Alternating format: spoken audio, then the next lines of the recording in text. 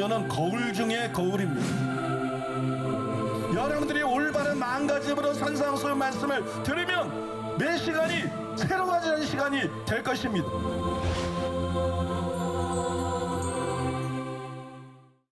지난 시간까지 여러분들한테 산상수훈 서론에 대해서 전부 말씀을 드렸고, 이제 오늘부터 산상수훈 본론으로 들어갑니다. 이 산상수훈 서론의 핵심은 팔복인데, 그래서 책이 나올 때도 나는 팔복의 사람인가 이런 제목으로 산상수훈 상권이 출판이 됩니다. 이제 산상수훈 본론의 핵심 내용은 서기관과 바리새인보다 나은 의입니다. 그래서 산상수훈 본론을 전부 설교하고 나면 이제 나는 서기관과 바리새인보다 나은 의를 가지고 있는가, 그런 제목으로 산상수훈 이제 중간 책이 출판이 되는데요. 오늘이 그 첫 시간이에요.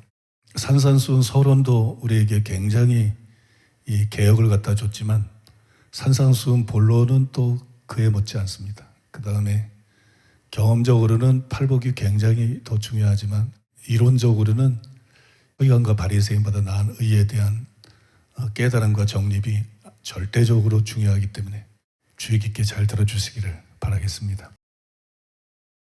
산상수훈의 본론은 마태복음 5장 17절에서 7장 12절까지입니다. 그 첫 구절과 마지막 구절을 보면 이렇게 기록이 되어 있습니다. 마태복음 5장 17절 내가 율법이나 선지자를 폐하러 온 줄로 생각하지 말라. 폐하러 온 것이 아니요 완전하게 하려 함이라. 마태복음 7장 12절 그러므로 무엇이든지 남에게 대접을 받고자 하는 대로 너희도 남을 대접하라. 이것이 율법이요 선지자니라. 여기 말씀해 보면은 5장 17절도 7장 12절도 율법과 선지자라는 말이 나와요. 이걸 인크루지오 구조라 그러죠. 그러니까 이게 무슨 얘기냐면 이것이 본론의 내용이라는 거예요.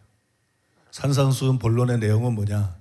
율법과 선지자가 가르치는 것이 무엇인가? 율법과 선지자가 요구하고 강조한 것이 무엇인가? 그걸 다루는 게 산상수훈의 본론입니다. 그래서 산상수훈의 본론은 율법과 선지자가 가르친 것에 대해서 예수님께서 완성된 최종적인 교훈을 주신 거예요. 완성된 최종적인 교훈을 주신 것이기 때문에 이게 율법보다도 훨씬 중요하고 선지자들의 가르침 바도 훨씬 중요하고 아주 이게 정수가 되는 그런 내용입니다. 어떤 분은 이렇게 질문할지도 모르겠어요. 그런데 궁금합니다. 왜 율법의 계명에 대한 설명뿐만이 아니라 구제, 기도, 금식, 재물을 쌓는 것, 염려, 비판에 대한 교훈들이 이 안에 들어있을까요? 단순히 율법과 선지자를 완성한 것이 이 본론의 내용이라면 왜 이런 내용들이 들어있는가? 계명들을 쭉 설명해 주는 것이 아니라 이런 설명들은 왜 여기에 나타나 있는가? 이런 의문이 있을 수 있어요. 저도 과거에 그런 의문을 가졌는데 이건 이상한 게 아닙니다. 구약시대 때 하나님은 율법을 통해서만 말씀한 게 아니에요. 선지자들을 통해서도 말씀하셨어요. 그렇죠? 율법을 통해서 먼저 말씀하시고 그 다음에 선지자들을 통해서 말씀했어요. 율법은 계명들로 구성이 되어 있지만 선지자들은 그런 틀이 없어요. 선지자들은 이스라엘 백성들의 상태에 맞춰가지고 자유롭게 성령의 감동을 받아가지고 그때그때마다 다른 메시지를 선포했습니다. 그러므로 5장 21절에서 48절 이 5장의 본론 부분은 율법을 재해석한 것이 율법의 온전한 의미를 드러낸 것이고, 그다음에 기도라든지 금식이라든지 6장 7장의 본론 부분은 구약의 선지자들의 가르침에 해당이 되는 거예요.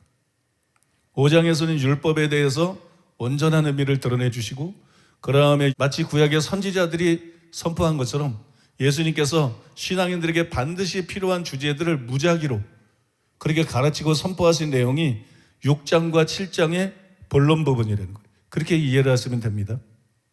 6장과 7장의 본론 부분에서 예수님은 제자들에게 율법의 온전한 뜻을 행하되 보여주기 위해서 의를 행하면 안 된다. 그런 외식하는 자가 되면 안 된다. 그러면 바리새인들처럼 될 수 있다. 열심히 신앙생활을 해도 바리새인처럼 될 수 있다. 그런 교훈을, 그런 경계를 먼저 주고 있어요. 또 회개하고 예수님을 주님으로 영접해서 우리가 구원을 받았는데 탐심에 사로잡히면 주인이 다시 뒤바뀔 수가 있다. 우리가 구원받은 것은 주인이 바뀌었기 때문이에요. 주인이 바뀌었기 때문에 예수님의 피공로로 구원을 받는 것이 탐심을 허용을 하게 되면, 그래서 땅에 어리석은 부자처럼 재물을 쌓게 되면 그러면 주인이 다시 뒤바뀔 수가 있다. 그래서 멸망할 수 있다. 그런 경계를 주고 있습니다. 또한 가난하고 울 수밖에 없는 처지로 인해서 우리 마음이 가난하게 됐죠. 그래서 가난에서 오는 염려에 과도하게 사로잡히면 역으로 마음밭을 망칠 수도 있고 재림을 준비하는데 실패할 수도 있다. 그렇게 경고하고 계세요. 그리고 자신을 돌아보지 않고 남을 비판하는 일에 몰두하다 보면 바리새인 같은 외식자로 전락할 수도 있다. 7장에 나오는 비판하지 말라는 그런 말씀을 통해서 그런 경계를 주고 계십니다. 예수님께서 선한 목자로서 생명길을 걷고 있는 제자들에게 걸림돌이 될 수 있는 여러 가지를 상세하게 가르쳐 주신 것이, 너희가 신앙생활할 때 살인하지 말라, 간음하지 말라, 거짓 맹세하지 말라, 그 외에 여러 가지 이런 계명들을 지킬 뿐만 아니라 특별히 이런 점들을 조심해야 된다. 평생 신앙생활하면서 이런 점 때문에 많은 사람들이 서서히 변질이 되고 이런 점들 때문에 사람들이 서서히 타락이 되고 그러면 버림을 받게 된다. 이게 신앙생활의 걸림돌이다. 우리 영혼을 위협하는 것들이다. 그래서 특별히 이런 것들을 주목해야 되고 이런 것들을 조심해야 된다. 이렇게 선지자들이 교훈을 주었던 것처럼 예수님께서 율법을 해석을 한 다음에 그 다음에 선지자적인 가르침을 그 뒤에 추가하고 계신 것이, 많은 학자들이 이렇게 너희가 들었으나 나는 너에게 이르노니 이렇게 설명하신 이 마태복음 5장 21절 이하뿐만 아니라 6장과 7장의 본문도 서기관과 바리새인보다 나은 의를 다룬 것이다 이렇게 말해요.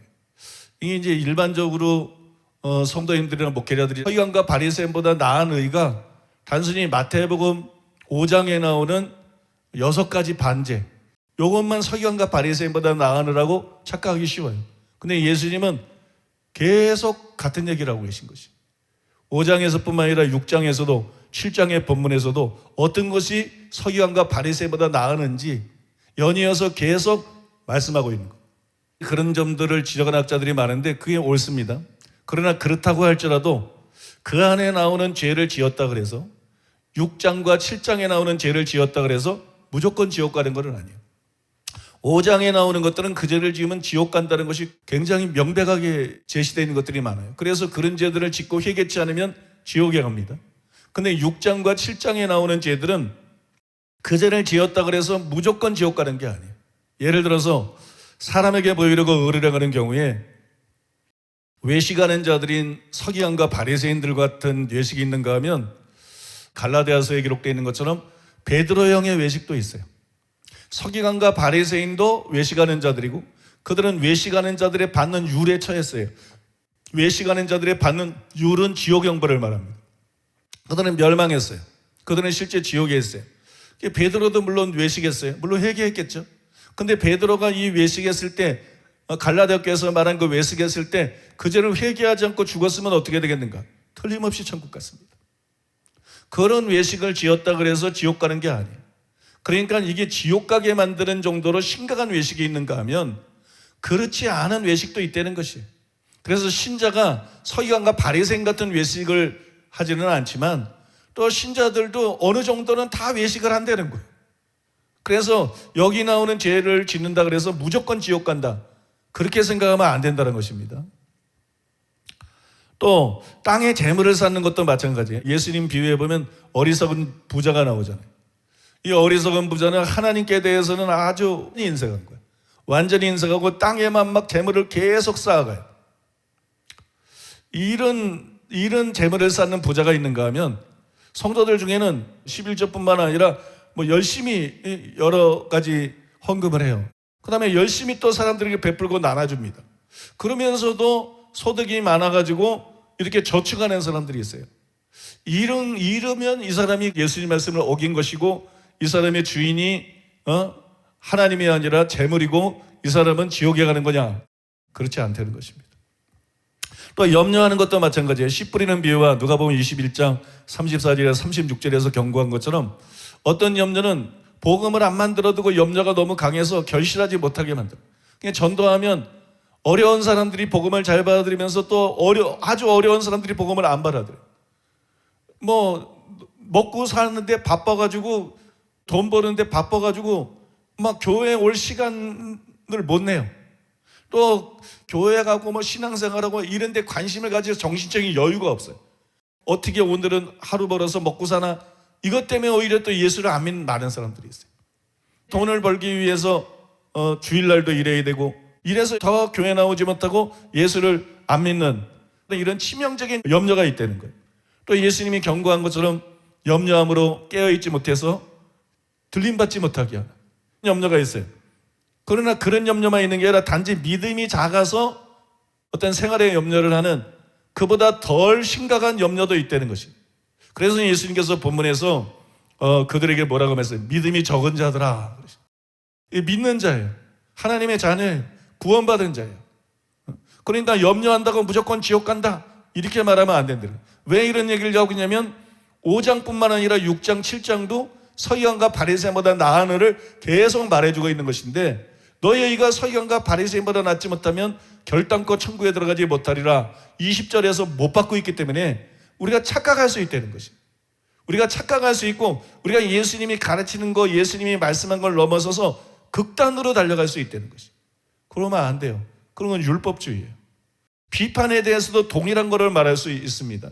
바리새인들 같이 비판하는 게 있고, 예수님도 비판하셨어요. 마태복음 23장은 완전히 비판으로 충만한 장이에요. 그죠? 예수님이 할 말 안 하셨냐? 그렇지 않아요. 그러니까 여러분, 비판하면 무조건 바리새인이다, 비판하면 무조건 서기관과 바리새인보다 나은 을을 가진 게 아니기 때문에 멸망받는다, 이렇게 말할 수 없다는 것이. 여기서 여러분, 균형을 잡는 것이 필요하다는 거예요. 규정을 잡는 것이 필요하다. 제가 하고 싶은 말은 5장 대부분과 달리 6장과 7장의 본론 부분은 실족을 경고함과 동시에 궁극적인 구원에 꼭 필요한 것을 단순히 말하는 것이 아니라 그 이상의 것을 말하고 있다는 것이. 버림받지 않는데 꼭 필요한, 궁극적인 구원을 받는데 꼭 필요한 딱 그걸 얘기하고 있는 것이 아니라 그 이상의 수준의 성화, 우리가 하나님의 말씀대로 어떻게 순종하며 살아야 되는지, 그런 것들에 관해서 말하고 있다는 것이. 여러분, 이 부분을 그렇게 보는 것이 옳습니다. 산상수훈의 서론은 칭의 혹은 중생한 자가 어떤 자인지를 보여주죠. 본론은 성화, 결론은 영화를 다루고 있어요. 심판에 대해서 다루고 있습니다. 그런데 칭의는 순전히 구원받는 것에 대한 것이지만, 성화는 궁극적인 구원을 받느냐 아니면 버림받느냐, 이거하고 관계가 있을 뿐만이 아니라 그 이상으로 주님을 얼마나 닮아가느냐, 완전에 이르기까지 주님을 얼마나 닮아가느냐, 구원하고 무관한 내용도 거기 있는 것이, 구원을 초월한 내용들이 그 안에 있는 것이. 그런데 산상수훈의 본론은 이 같은 성화를 다루고 있다는 것이. 그러니까 이 산상수훈 본론 안에는, 야, 너희들이 궁극적인 구원을 받으려면 반드시 이렇게 살아야 돼, 그렇지 않으면 버림받아 천국 못 가, 이런 부분만 나오는 게 아니라는 것이. 그래서 그런 관점에서만 산상수훈의 본론을 보게 되면 마치 바리새인들이 유대인들에게 질 수 없는 무거운 짐을 진 것처럼 우리 설교자들이 설교를 통해서 영적인 폭력을 행사할 수 있다는 것이. 사람의 신앙 수준과 성장도가 다 다른데 무거운 짐을 지어가지고, 아이고 나는 뭐 안 되나 보다, 나는 뭐 구원받은 사람인데도 나는 지옥 가나 보다, 나는 멸망받는가 보다, 이런 좌절감을 줄 수 있기 때문에 본론을 해석하는 데서 조심해야 된다. 그래서 본론은 성화에 대한 것인데, 본래 성화라고 하는 것은 궁극적인 구원을 받기 위해서 반드시 우리가 지켜야 되는 그런 절대적인 부분이 있는가 하면, 궁극적인 구원을 받고 당연히 천국 들어갈 사람이지만 그 이후에 계속 예수님을 닮아가는, 계속해서 성숙하고 성장해가는 이런 부분도 함께 다루고 있다는 것이. 믿습니까? 궁극적인 구원에 필요한 것은 아주 사활적으로 강조를 해야 되고, 더 성숙하는 것에 관계된 것은 교훈을 줘서 그걸 추구하게 만들어야지, 그거 가지고 좌절하게 만들거나 그거 가지고 정죄감을 느끼게 만들거나 그렇게 하면 안 된다는 것이. 그래서 성도들이 건전하게 제대로 성장할 수 있도록 그렇게 해야만 된다는 것입니다. 자, 이제 첫째입니다. 한번 따라해 보겠습니다. 나는 서기관과 바리새인보다 나은 의를 가지고 있는가? 자, 이게 첫 번째 첫째입니다. 서기관과 바리새인보다 나은 의, 이게 산상수훈 본론 전체 주제고 전체 제목입니다. 산상수훈의 본론은 크게 둘로 구분이 됩니다. 서기관과 바리새인보다 나은 을을 왜 가져야 되는가? 그 근거를 보여주는 우리가 오늘 함께 읽은 마태복음 5장 15절에서 17절. 이게 첫 번째 단락. 그 다음에 나머지 단락은 훨씬 길죠. 서기관과 바리새인보다 나은 의가 구체적으로 무엇인가? 그걸 보여주는 그 뒷부분이에요. 7장 12절까지의 부분입니다. 그 뒷부분들은 다시 두 가지로 분리해 볼 수 있는데, 율법을 완전케 하신 5장 21절에서 48절. 이게 첫 번째 파트고, 그러면은 선지자의 교훈을 완전케 하신 6장 1절에서 7장 12절까지로 그렇게 구별해 볼 수가 있습니다. 저는 예수님이 말씀한 이 순서에 따라서 왜 서기관과 바리새인보다 나은 을을 가져야만 되는가, 여기에 대해서 먼저 설명해 드리고, 그 후에 구체적으로 서기관과 바리새인보다 나은 의가 어떤 것인지 자세하게 여러분들에게 설명을 해 드릴 것입니다. 그런데 그 전에 마태복음 5장 17절에서 20절에 사활적인 중요성을 설명해 드리는 것이 필요할 것 같아요.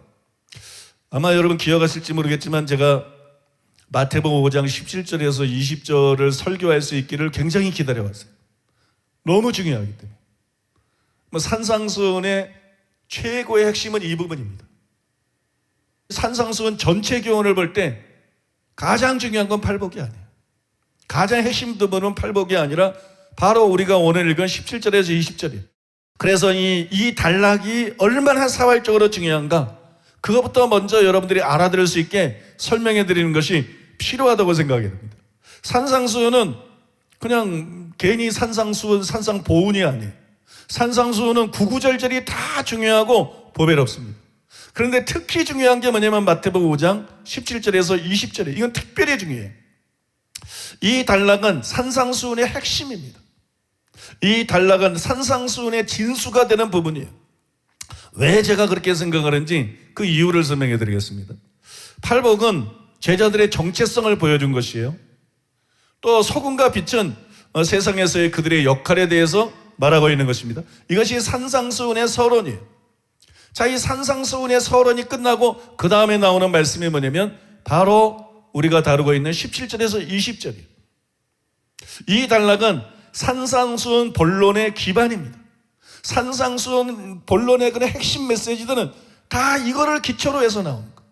이 위에서만 존재하고 이 위에서만 가능한 메시지인 것이, 나는 율법이라는 선지자를 폐하러 오지 않았다. 그러므로 서기관과 바리새인보다 나은 의를 가지라. 그런 내용이에요.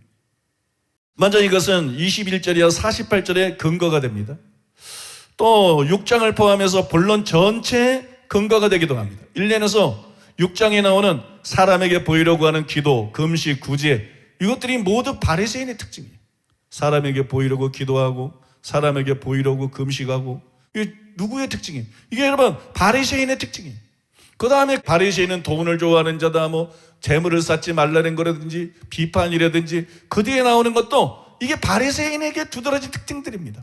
그러니까 본론 전체가 이 단락의 근거에서 설교한 것이고, 이 단락의 근거에서 그런 교훈과 가르침들이 계속 나오는 거예요. 그럼 결론의 핵심이 뭐냐? 바로 오늘 본문이에요. 믿습니까? 나는 율법을 폐하러 온 게 아니다. 그러니까 서기관과 바리새인보다 나은 의를 가져라. 그러면서 어떤 게 서기관과 바리새인보다 나은지를 쭉 말해준 거니까. 그러니까 이게 얼마나 중요합니까, 여러분? 결론도 마찬가지예요. 본론뿐만 아니라 결론도 마찬가지인데 7장 13절이야 28절이 결론이잖아요. 이것도 우리가 함께 읽은 이 단락에 근거한 것이에요. 이 단락과 불가분리의 관계가 있는 것이에요. 만약에 예수님이 율법을 폐하러 오셨다, 그러면 결론은 다 무너집니다. 결론은 다 헛소리가 돼요. 결론은 다 비진리가 돼요. 결론은 너무 과격한 말이고 말도 안 되는 얘기가 돼요. 구체적으로 설명해드리면 예수님이 율법을 완전하게 하러 오셨기 때문에 생명으로 인도하는 문이 넓은 문이 아니라 좁은 문인 것이에요. 예수님이 율법을 폐하러 오셨다면 그건 넓은 길이 되어버렸을 것이에요. 넓은 문이 되고 넓은 길이 되어버렸을 거예요. 또 여러분, 그래서 서기관과 바리새인보다 너희가 낫지 않으면 결코 천국에 들어가지 못하리라. 요렇게 설교하는 사람만 참된 선지자다. 누구든지 예수를 믿기만 하면 서기관과 바리새인보다 나은 의가 없어도 너희 삶과 상관없이 너희는 틀림없이 천국. 요거는 무조건 가짜 목사입니다. 요거는 소경입니다. 그런데 그런 목사들이 너무 많은 것이 비극 중에 비극이고, 이게 그냥 영혼들에게는 위험한 덫과 같아요. 지옥으로 끌고 가는 사탄의 덫. 예수님이 거짓 선자에 대해서 분명히 말한 것이, 거짓 선자는 뭐냐? 좁은 문을 넓은 문으로 만드는 자다. 좁은 길을 넓은 길로 만드는 자다. 믿습니까? 이게 예수님의 선포예요. 왜 서기관과 바리새인보다 나은 을을 가져야 천국 간다, 그래야 이게 참된 선지자고 나머지는 전부 거짓 선지자가 되는가? 그거는 예수님이 율법을 폐하러 오지 않았기 때문인 것이. 율법을 폐하러 오지 않고 율법을 완전케 하러 오셨기 때문에 이렇게 나눠지는 것이에요, 여러분. 이 엄청나게 중요한 것이에요. 또 예수님이 율법을 폐하지 않고 완전케 하러 오셨기 때문에 주여 주여 하는 자마다 다 천국에 들어갈 수가 없는 거예요. 주님이 율법을 완전케 해서 보여주신 그게 아버지의 뜻이에요. 구약에는 율법을 통해서 아버지의 뜻을 보여주시고, 신약시대 때는 예수님이 그걸 폐하지 않고 완전케 하시고 완전한 의미를 드러내심으로써 우리를 향한 아버지의 뜻을 드러내 주신 것이에요. 이 아버지의 뜻대로 행하는 자라야 들어가리라. 믿습니까? 이 말씀이 성립이 되는 거예요. 또한 선지자 노릇하고 귀신을 쫓고 많은 권능을 행했어도 불법을 행하는 자로 정죄되어 버림을 당하는 자들이 생기는 이유가 뭐예요? 아니, 보통 신자가 아니고 보통 목사가 아니에요. 선지자 노릇하고 귀신을 쫓고 많은 권능을 행하고 어마어마한 사람들이에요. 그런데도 이런 사람들 중에 불법을 하는 자로 정죄받아서 지옥 가는 사람들이 생기는 이유냐? 예수님이 율법을 폐하지 않았기 때문입니다. 예수님이 율법을 완전하게 하러 오셨기 때문입니다. 만약에 예수님이 율법을 폐했으면 어겨도 불법이 되지 않아요. 법이 폐해졌으니까. 폐해진 법은 암만 어겨도 그걸 잡아낼 방법이 없어요. 심판할 방법이 없어요. 그건 불법이 되지 않아요. 근데 예수님은 율법을 폐하러 오지 않았어요. 예수님은 그것을 완전케 하러 오셨어요. 그래서 이것을 지키지 않으면 불법이 되는 거예요. 불법. 아니, 도대체 선지자 노릇하고 귀신 쫓고 많은 권능을 행한 사람이 무슨 죄를 졌길래 이렇게 버림을 받을까? 그래서 불법에 대해서 많은 사람들이 머리를 짜낸다고. 간단한 겁니다. 불법은 산상수훈대로 살지 않는 게 불법인 거예요. 예수님의 말씀대로 살지 않는 게 불법인 것이. 믿습니까? 여러분, 마지막으로 집 짓는 자의 비유도 마찬가지예요. 예수님이 율법을 폐하지 않고 완전케 하셨고 그것을 가르친 게 산상수훈의 본론이에요. 근데 그 산상수훈의 본론이 끝나고 결론에서 예수님이 말씀하는 거예요. 나의 말을 듣고 지키지 않는 자는 모래의 집을 세운 사람 같다. 나의 말을 듣고 지키는 사람은 반석의 집을 세운 사람 같다. 믿습니까? 여러분, 집 짓는 거는 신앙생활하는 모든 거를 말하는 거야. 주일성수, 11조, 봉사, 기도, 새벽 기도, 아무튼 구역 활동, 다 말하는 거야. 이거 다 하고 아무 소용 없을 수도 있어. 다 헛것일 수 있어. 산상수훈에서 말씀하는 예수님의 말씀을 지키지 않으면. 왜? 예수님이 율법을 폐하지 않았기 때문에. 왜? 예수님이 율법을 완전케 하셨기 때문에. 그 법으로 마지막 때에 심판할 것이기 때문에. 여러분, 이 일에 힘쓰지 않으면 나머지는 다 허사라는 것이. 여러분, 산상수훈 본론과 결론에 대해서 말씀드렸잖아요. 산상수훈 본론은 우리가 읽은 17절에 20절 이 단락에서 전부 나오는 것이다. 그죠? 그러면 산상수훈 결론도 이게 아니면 다 무너지는 것이다. 이게 기초가 되는 것이다. 이 기반 위에서 예수님께서 그런 추상 같은 말씀들을 하신 것이다. 그죠? 확 이해가 되죠. 그러니까 오늘 보니 17절에 20절이 이게 산상수훈의 근간이고 이게 기초고 뿌리가 되는 것이에요. 이게 핵심이라는 거예요. 이게 얼마나 중요한 것인지 모른다는 거예요. 이것만 알았으면 설교 그렇게 안 한다는 거예요. 목회 그렇게 안 한다는 거예요. 신앙생활 그렇게 안 한다는 거예요. 목사들부터 그렇게 살지 않는다는 거예요. 여러분, 믿습니까? 이게 여러분, 본론과 결론뿐만이 아니에요. 서론도 마찬가지예요. 왜 신자가 세상의 소금 혹은 세상의 빛입니까? 그거는 팔복의 사람이기 때문만이 아니라 율법을 완전케 하러 오신 예수님의 가르침을 법으로 삼고 살기 때문에. 참된 신자는 그냥 믿기만 하지 않습니다. 참된 신자는 예수님의 말씀을 법으로 삼습니다. 믿습니까? 예수님의 말씀을 법으로 삼고 살기 때문에 이 사람들의 세상의 빛이 되고 세상의 소금이 되는 것이고 그런 역할을 할 수 있는 것이. 더 거슬러 올라가면 왜 신자는 반드시 팔복의 사람이어야 돼요? 왜 그런 사람만 참된 제자죠? 그 이유는 우리가 임금과 구주로 모셔드린 예수님이 율법을 폐하러 온 분이 아니고 완전케 하러 오신 분이기 때문에 우리가 그분을 믿는 거예요. 십자가에 달려 돌아가신 분이 바로 그분이에요. 우리가 처음 믿을 때 임금과 구주로 모셔드린 분이 바로 그분이에요. 그분은 율법을 폐하고 내가 십자가에서 너희 죄를 다 감당했으니까 이제는 아무 문제 없어, 너희가 어떻게 살든 천국은 내가 최대한 보장한다, 이런 분이 아니에요. 그분은 십자가에서 우리 죄를 다 감당하셨을 뿐만이 아니라 그분은 율법을 폐하러 오지 않고 율법을 완전케 하러 오시고, 이걸 지켜야 된다. 이걸 지키는 게 서기관과 바리새인보다 나은 거다. 그렇지 않으면 너희가 얼마나 종교적으로 열심히든지 지옥 형벌을 피할 수가 없다. 이렇게 말씀하신 분을 우리가 임금으로 모시는 거예요. 예수님이 그런 분이기 때문에 제자가 지불해야 될 대가를 지불해야 된다. 자기를 날마다 부인해야 된다. 자기 십자가를 지고 나를 쫓아, 자기 생명보다 날 더 사랑해야 된다. 부모나 자식보다 날 더 사랑해야 된다. 믿습니까? 자기의 소유를 다 버려야 된다. 이런 제자가 지불해야 될 대가를 지불하고 따르지 않으면 가짜다, 내 제자가 아니다. 그런 사람 천국 못 간다.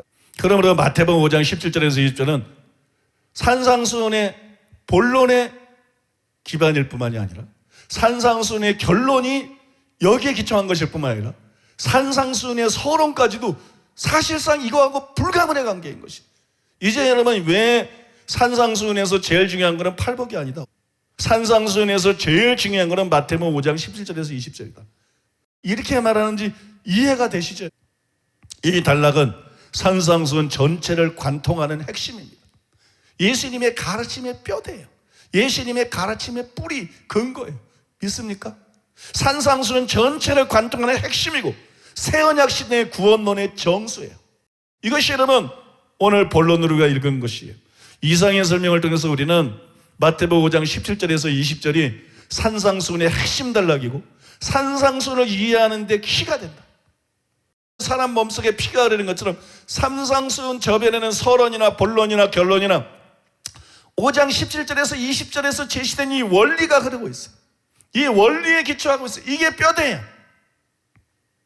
그래서 산상수훈을 제대로 이해하려고 그러면 5장 17절에서 20절을 제대로 이해해야 돼. 그래야 산상수훈들의 말씀들을 제대로 이해할 수 있어요.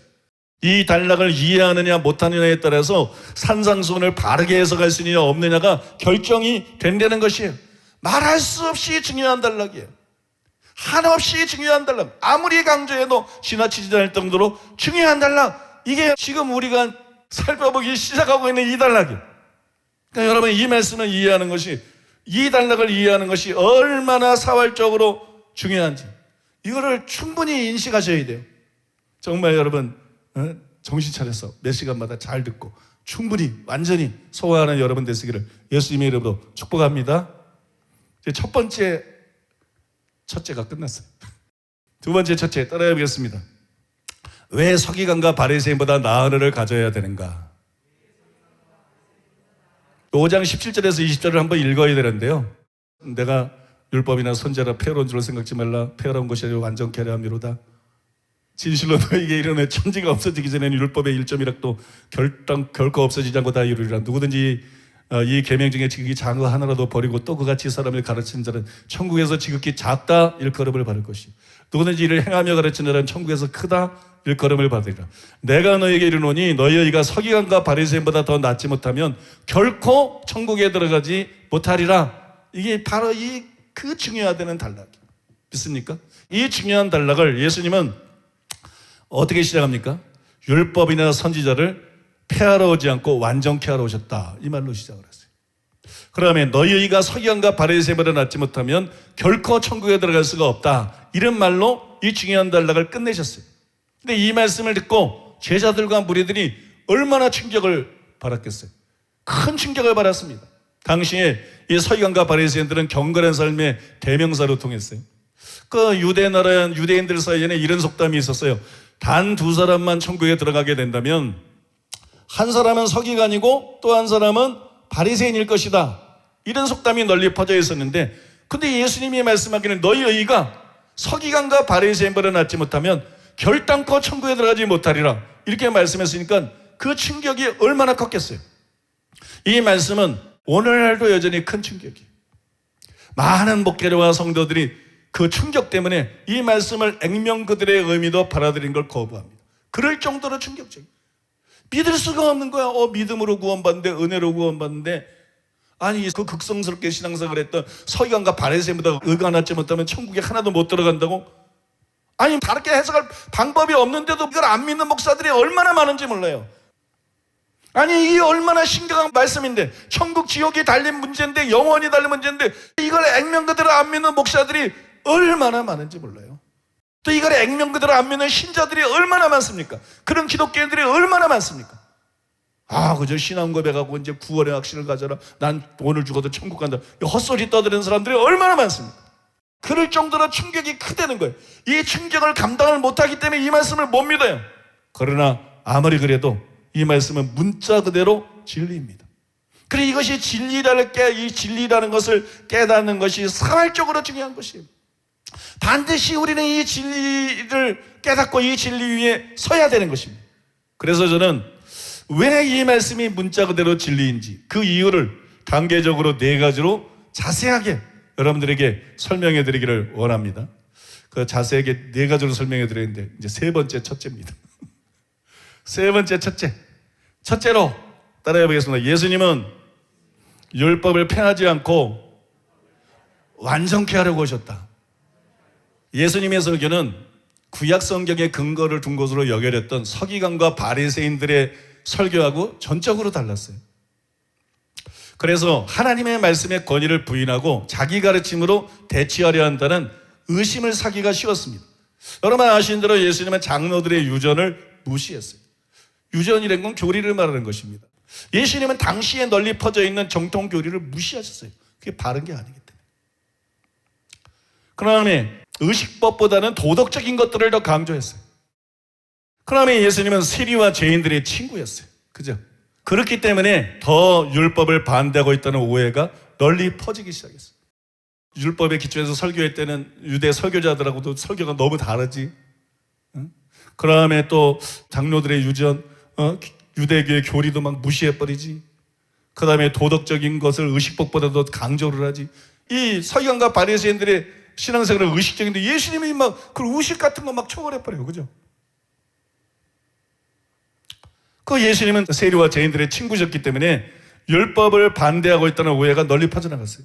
예수님의 설교를 들은 사람들은 유대인들이었어요. 당연히 그들이 예수님의 설교를 들으면서 뭐로 평가하려고 그러겠어요? 율법을 기준으로 평가하려고 그럴 거라고. 그죠? 율법을 기준으로 예수님의 말씀을 평가를 할 것이에요.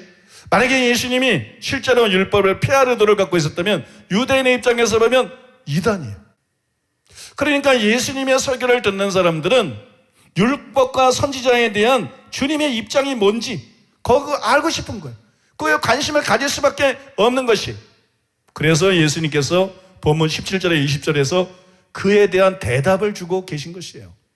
먼저 17절에서 예수님은 단도직입적으로 이렇게 말씀했습니다. 내가 율법이나 선지자를 폐하러 온 줄로 생각지 말라. 폐하러 온 것이 아니요 완전하게 하려 함이로다. 예수님이 율법을 반대하고 있는 것 같아. 예수님이 율법을 폐하고 있는 것 같아. 예수님은 율법과 다른 가르침을 주고 있는 것 같은 생각이 막 있고 사람들이 염려하고 궁금해하고 알고 싶어. 예수님이 전국을 찔러서 대답해. 내가 율법이나 선지자나 폐하러 온 줄로 생각지 말라. 폐하러 온 것이 아니요 완전하게 함이로다. 여기 율법이나 선지자라는 말이 나오는데 이거는 구약 성경을 뜻합니다. 왜냐하면 구약 성경은 율법과 선지자로 요약할 수 있기 때문에. 그러므로 이 구절의 주된 의미가 뭐냐? 이 구절의 주된 의미는 나의 사명이 성경의 권위를 부인하는 것이라고 생각하지 말라. 나는 그런 사명을 띠고 온 사람이 아니다. 나는 성경의 권위를 부인하지 않는다. 율법과 선지자로 구성되어 있는 구약 성경의 권위를 나는 부정하지 않는다. 복음서를 보세요. 복음서에 보면 예수님은 여러 차례 구약 성경이 영감된 하나님의 말씀이라는 것을 인정했어요. 그뿐만이 아니라 예수님은 성경을 존중하셨습니다. 그 다음에 예수님은 성경에 따라서 모든 행동을 하셨어요. 특히 여러분 이 구절에 있는 율법을 폐하러 온 것이 아니라는 선언이 굉장히 중요합니다. 이 선언은 유대인들의 궁금증을 해결해 줄 뿐만이 아니라 율법과 그리스도 그리고 율법과 그리스도인과의 관계에 대한 우리가 가진 의문도 해결해 주기 때문에 헤어라는 학자가 잘 지적한 대로 여러분, 이 단락은 그 뒤에 나오는 6가지 반제들의 머릿말이 되는 거예요. 6가지 반제들의 어떤 근거와 기초가 되는 역할을 할 뿐만이 아니라 예수님과 율법의 관계, 또 예수를 믿는 자들과 율법의 관계, 그거를 보여주는 것이 바로 본문이에요. 그럼 이걸 이제 여러분들이 염두에 두고 17절의 의미를 자세히 함께 알아보도록 하겠습니다. 마지막 첫째로 따라해 보겠습니다. 율법은 폐해졌나 폐해지지 않았나? 이제 동그라미에 들어가 있는 1번입니다. 자, 율법은 폐해졌나 폐해지지 않았나? 예수님은 자신이 율법을 폐하러 오지 않았다 단언하셨어요.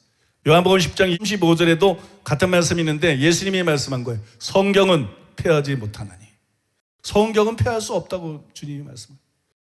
근데 문제가 뭐냐 그러면 성경에 보면 여러 곳에 이와 정확하게 반대되는 구절들이 나온다는 거예요. 에베소서 2장 15절 법조문으로 된 계명의 율법을 폐하셨으니 이는 이 둘로 자기 안에서 한 세 사람을 지어 화평하게 하시고 히브리서 7장 18절 전에 있던 계명은 연약하고 무익함으로 폐하고 히브리서 10장 9절 그 첫째 것을 폐하심은 둘째 것을 세우려 하심이라.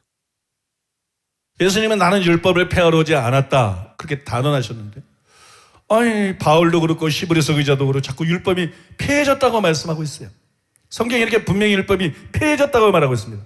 그러면 과연 둘 중에 어느 게 옳은 것일까요? 둘 다 옳은 거예요. 근데 어떻게 둘 다 옳을 수가 있느냐? 동일한 율법에 대해서 하나는 폐해지지 않았다 그러고 하나는 폐해졌다 그랬는데 그럼 둘 중에 하나가 틀린 거지 어떻게 둘 다 옳을 수가 있느냐? 그 부분을 설명해 드리겠습니다. 구약 시대를 옛언약 시대라고 부르죠. 옛언약 시대. 신약 시대는 새언약 시대다 그렇게 부릅니다. 옛 언약은 율법이고 그 다음에 새 언약은 복음입니다. 근데 옛 언약 시대는 지나갔어요. 그죠? 지금은 새 언약 시대예요. 그러면 신약 시대를 사는 우리에게 옛 언약인 율법은 시효가 끝난 것이. 옛 언약인 율법은 폐해진 것이. 그래서 성경이 계속 율법이 폐해졌다고 말하는 것입니다. 바울이 로마서와 갈라디아서에서 율법이 폐해졌다고 거듭 주장을 합니다. 그런데 그 내용들을 살펴보면 갈라디아서 3장과 4장 또 로마서 10장 4절 이런 말씀들을 자세히 이렇게 해석해 보면 바울이 말하고 있는 게 뭐냐? 지금은 율법 시대가 아니다 그 얘기입니다. 율법 시대는 지나갔다. 율법 시대에는 율법 아래서 율법을 통해서 하나님을 섬겨야 됐다. 그런데 지금은 율법 시대가 아니기 때문에 우리는 율법에서 벗어났다. 율법을 통해서 하나님을 섬길 필요가 없다. 그러니까 율법은 폐해졌다. 이건 정당한 표현인 것이. 이건 또 실제입니다. 실제로 율법은 폐해졌어요. 그런데 문제가 뭐냐면요. 율법은 새 언약의 그림자예요. 율법은 새 언약의 그림자고 율법은 예수님에 대한 예언이에요. 율법은 바꿔 말해서 복음에 대한 예언입니다. 실제로 예수님이 오셔서 율법의 예언을 성취하셨어요. 율법의 의식법에 6월절 어린 양이 누구예요? 예수님이잖아요. 안식일 예수님이 안식 줄 걸 말하는 거잖아요. 신년 예수님이 우리에게 자유를 주고 유업을 줄 걸 말하는 거잖아요. 믿습니까? 다 예수님이에요. 성경에 보면 율법을 또 예언이라고 그래요. 선지자들만 예언한 게 아니에요. 율법이 예언이에요. 율법이 예언한 것이 요한까지니 그러잖아요. 그죠? 그 율법이 예언을 해요. 왜? 율법은 그림자니까. 그 율법은 이 그림자가 가리키고 있는 실체에 대한 예언이야. 믿습니까? 그 율법은 예언이야. 그 율법의 예언을 다 이룬 것이 바로 예수님이에요. 그 율법의 예언을 다 이룬 것이 바꿔 말해서 복음이야. 여러분 믿습니까? 그게 바로 여러분 복음이에요. 그 다음에 이렇게 율법의 의식법, 율법의 예언을 예수님이 다 이루셨을 뿐만이 아니라 또 예수님은 율법의 계명들을 완전케 하셨어요. 문자뿐만 아니라 정신, 근본 취지를 밝히시면서 하나님께서 살인하지 말라, 간음하지 말라, 그 외에 다른 계명을 줄 때 진짜 우리에게 기대하시고 요구한 것이 무엇인지 그거를 온전히 드러내 보여주셨어요. 그러고 난 다음에 예수님께서 우리에게 뭐라 그러냐? 이 복음을 믿어라. 그 다음에 이 계명대로 살아라. 이 복음을 믿고 이 계명대를 지키고 살아라. 그리고 그걸 우리 그리스도인들에게 주신 것이. 그러니까 우리 그리스도인들에게 율법이 폐해진 거냐? 아니에요. 우리는 구약의 율법에서 자유케 됐어요. 구약의 율법은 폐해졌어요. 구약의 율법대로 하나님을 섬길 필요가 없어요. 갈라디아에서 말하고 있는 그대로요. 할례 받을 필요 없어요. 날과 달과 해와 절기 상가 지킬 필요가 없어요. 배 들어가고 외식했던 것은 이방인들하고 먹다가 숨을 필요가 없어요. 도망갈 필요가 없어요. 이방인들과 먹어도 돼요. 이해가 되십니까, 여러분? 우리는 구약의 율법의 계명을 지키는 걸 포함해서 이 모든 것에서 자유케 됐어요. 구원받는 문제에 있어서. 율법의 행위로 의롭다 안 받는 게 아니에요. 이 모든 것에서 우리는 자유케 됐어요. 믿습니까? 그러나 그리스도께서 모세의 율법을 완성하신 측면에서 보면 의식법을 완성한 게 바로 복음이에요. 믿습니까? 의식법을 완성한 게 복음. 의식법이 그냥 폐해지고 사라지고 단순히 없어진 게 아니에요. 이게 다른 면에서 보면 폐해진 것이 아니라 완성이 된 거예요. 예수님의 십자가 부활을 해서 완성이 된 거예요. 모세의 십계명도 그냥 폐해지고 사라지고 막 없애고 단순히 이게 아니에요. 이게 완성이 된 거예요. 예수님의 가르침을 통해서 완성이 된 거예요. 그러면 그대로 살도록 우리에게 요구하고 있는 거예요. 이게 예수님이 여기서 분명히 말씀하고 있는 것입니다. 그러니까 실제로 성경이 말씀하고 있는 대로 율법은 폐해진 것이고 또 율법은 폐해지지 않은 것입니다. 어떤 관점에서 말하느냐에 따라서 다른 것이죠. 우리는 갈라디아서 말한 것처럼 그 율법을 전부 지킴으로 의롭다 안 받으려는 사람들이 아니에요. 그죠? 그러니까 율법이 폐해진 건 맞아요. 그런 의미에서 율법은 완전히 폐해졌어요. 그러나 예수님이 율법을 폐하러 온 건 사실인데 그 말로만 표현할 수 없는 다른 게 있다는 거예요. 폐하러 온 것이 아니라 완전케 하려 합니다. 그러니까 우리 그걸 믿어야 돼. 그리고 우리는 그걸 지켜야 돼. 믿습니까? 이게 기독교예요. 이게 신약시대 교회의 뿌리가 되고 근본이 되는 진리예요. 믿습니까? 모세율법은 폐해졌습니다. 우리는 더 이상 모세율법을 따라서 신앙생활할 필요가 없어요. 근데 이것 때문에 많은 사람들이 착각을 한다. 그러니까 율법을 지키지 않아도 된다는 건가? 율법을 지키지 않아도 정죄를 안 받는다. 이러면 안 된다. 그러면 왜 불법을 행하는 자로 정죄를 받아? 선지자 노릇하고 귀신 쫓고 많은 것과 행한 그런 특별한 사람들인데 그게 아니에요. 우리는 율법에서 벗어나 모세율법 따라서 신앙생활 할 필요가 없어요. 그러나 율법을 지키지 않아도 된다는 의미가 아니고 율법에 나타난 하나님 뜻대로 살지 않고 제멋대로서라도 정죄를 받지 않는다는 의미도 아니에요. 믿습니까? 이게 개신교에 들어야 하는 아주 심각한 기억이에요. 그런 의미가 아니에요. 그러면 왜 그런 의미가 아니냐? 그 증거가 뭐냐? 율법을 폐해졌을 뿐만 아니라 예수님이 또한 어떤 의미에서 율법을 완전케 하셨기 때문에. 그래서 여러분 17절에 내가 율법이나 선지자라 폐하러 온 줄로 생각지 말라. 폐하러 온 것이 아니요 완전케 하려 함이로다. 이 선언은 결국 무슨 의미냐? 그러니까 율법을 지켜야 된다. 그런 의미입니다. 믿습니까? 그래서 이 말씀을 하시고 난 다음에 19절에서 예수님이 이렇게 말씀한 거예요. 그러므로 누구든지 이 계명 중에, 이 계명이 뭐예요? 율법이지. 이 계명 중에 지극히 작은 것 하나라도 버리고 또 그같이 사람을 가르치는 자는 천국에서 지극히 작다 일컬음을 받을 것이며 누구든지 이를 행하며 가르치는 자는 천국에서 크다 일컬음을 받으리라. 지키려는 겁니까? 안 지키려는 얘기입니까? 지키려는 겁니다. 믿습니까? 그래서 캠벨 몰간은 이렇게 말했어요. 내가 율법이나 선지라 폐하러 온 줄로 생각지 말라. 요거를 딱 인용하고 이렇게 말했어요. 나는 도덕을 약화시키기 위해서 온 것이 아니다. 나의 통치 안에는 방종이란 있을 수가 없다. 이 율법들 가운데 그 어느 것도 나의 나라에서 폐함받지 않을 것이다. 내가 왔다고 해서 폐기되는 것은 아무것도 없다. 이게 무슨 얘기냐? 이 말씀의 의미가 바로 이 뜻이다. 그렇게 쓴 거예요. 또 IVP 성경 난제 주석이라고 있어요. IVP 성경 난제 주석에 보면 이렇게 써 있어요.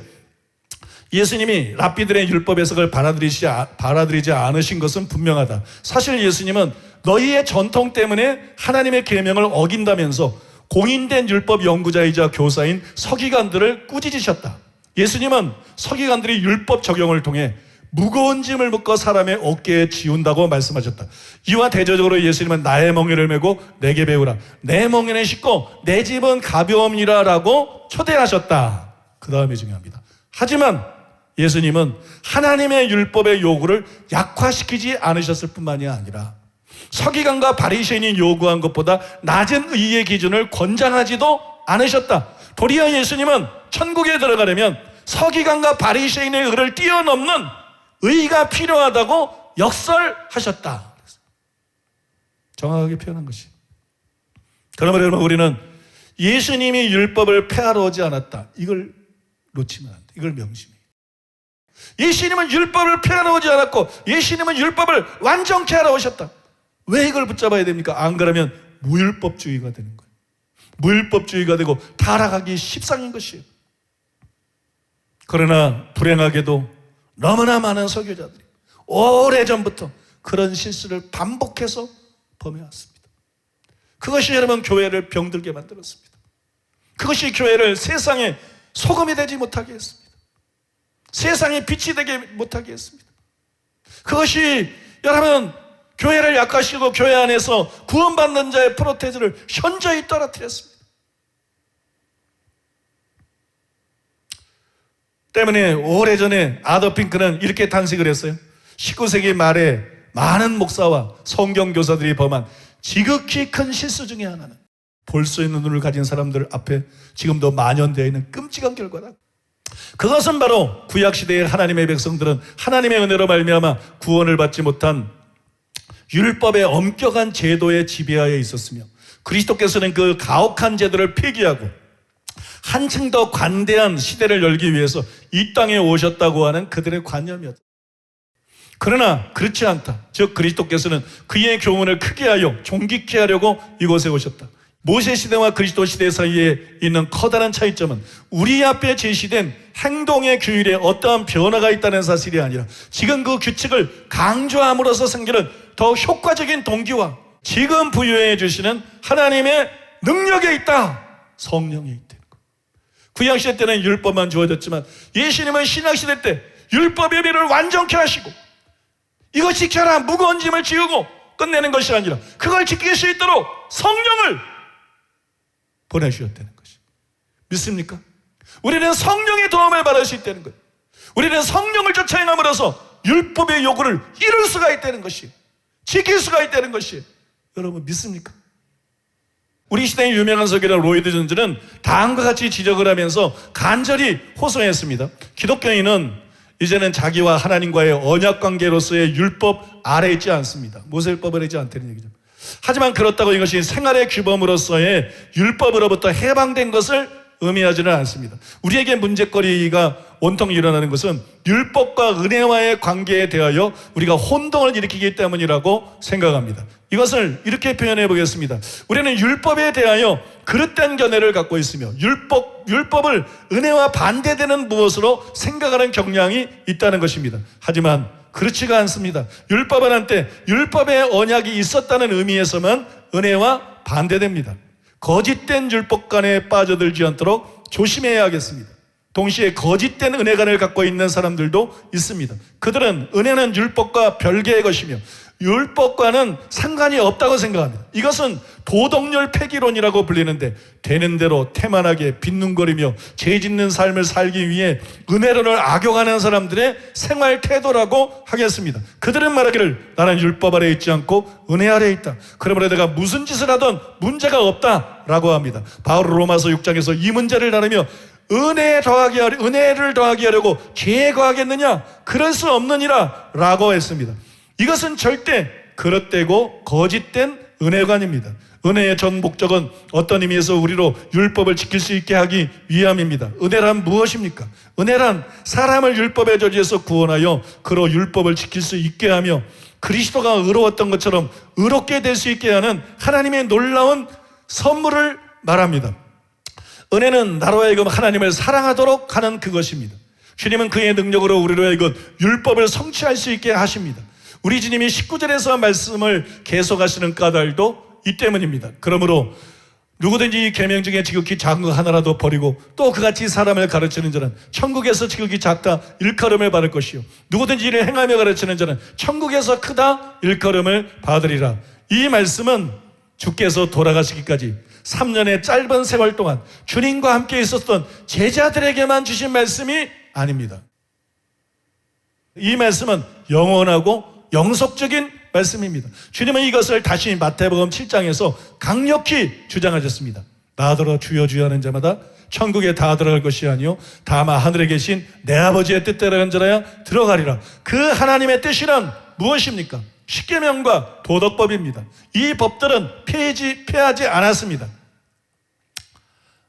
뒤에 가서 생각해 보려 합니다만 우리 주님은 그렇다. 너희가 서기관과 바리새인보다 더 낫지 못하면 결단코 천국에 들어가지 못하리라고 하셨습니다. 이걸 왜 인용하냐면 폐해지지 않았으니까, 지켜야 되니까. 예수님의 완전케 한 율법을 지키는 것이 서기관과 바리새인보다 나은 의니까. 그런데 서기관과 바리새인보다 의가 낫지 못하면 결코 천국에 들어갈 수 없으니까. 그러니까 그거는 필히 지켜라, 그런 뜻이죠. 반드시 지켜라.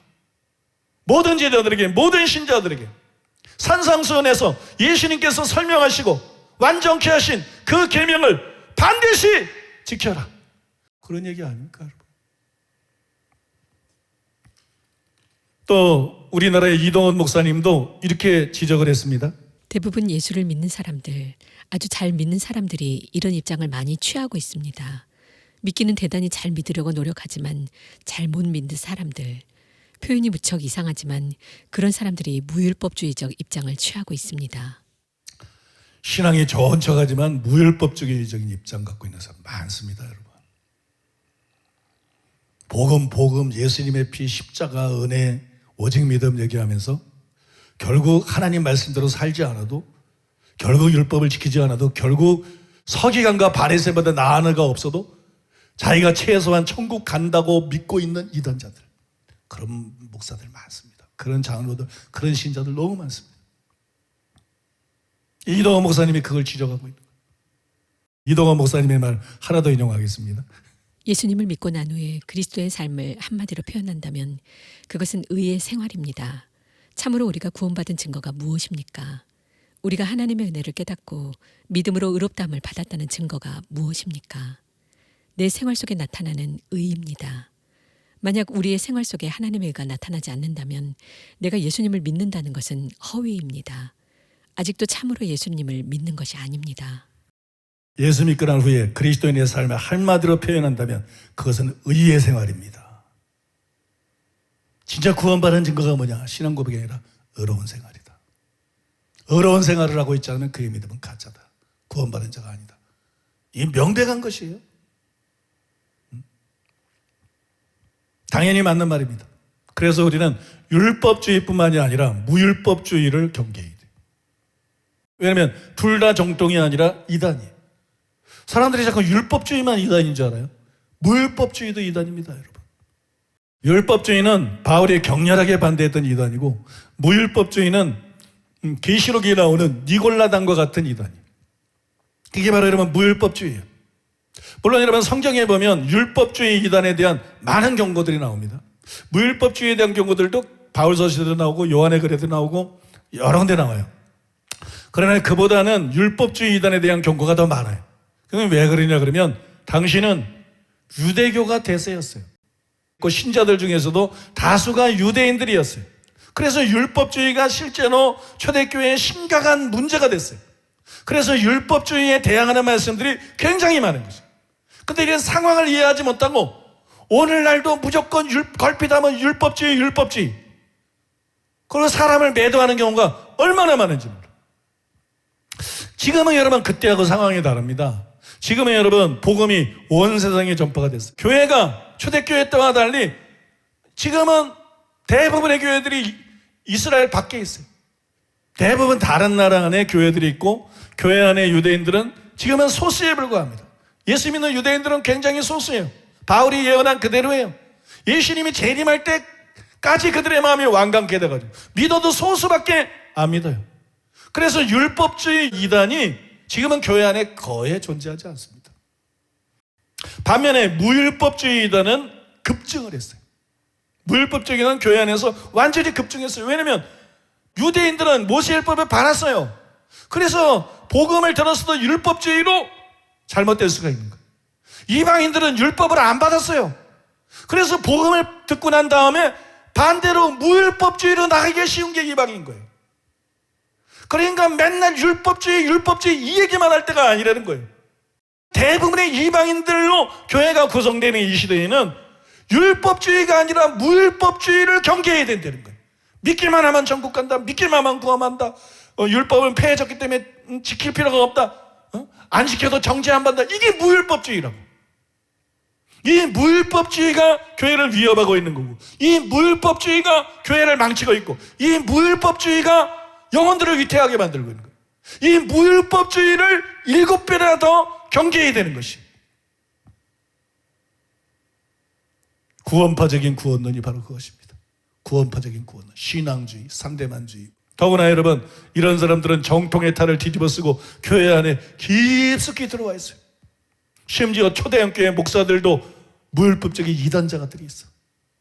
신학대학 교수들이나 유명한 설교자들이나 이단 사냥꾼들은 뭐 거의 다 무율법적인 이단자들이.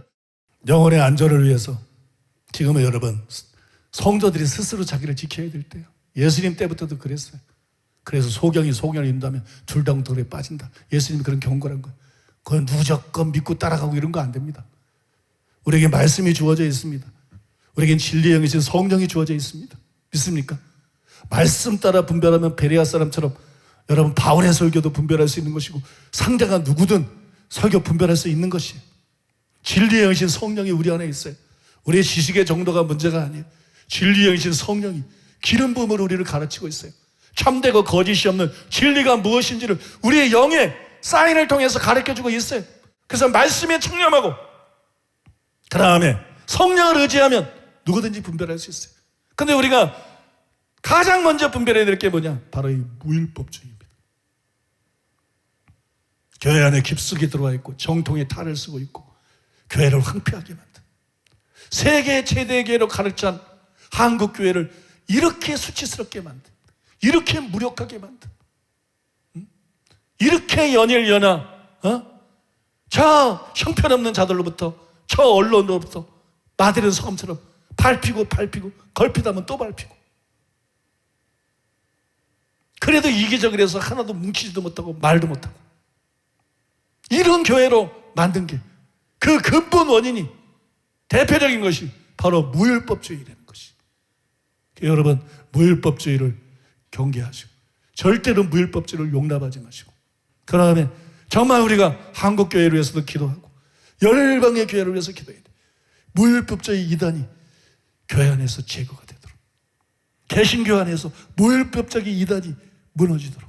믿습니까? 그리고 아프리카 선교를 통해서 아프리카에서는 율법주의도 아니고 무율법주의도 아니고 산상수를 통해서, 로마서를 통해서, 갈라디아서를 통해서, 야고보서를 통해서 분명히 표현된 신약성경의 그 복음, 신약성경의 그 진리, 신약성경의 그 메시지들이 선포돼서 영혼들이 안심하고 신앙생활하고 믿는 자들의 다수가 천국 가는 그런 문이 열리도록 우리는 기도해야 될 줄로 믿습니다. 오늘은 여기까지만 말씀을 드리겠습니다. 들은 말씀 기억하면서 우리 하나님 앞에 간절히 기도하겠습니다.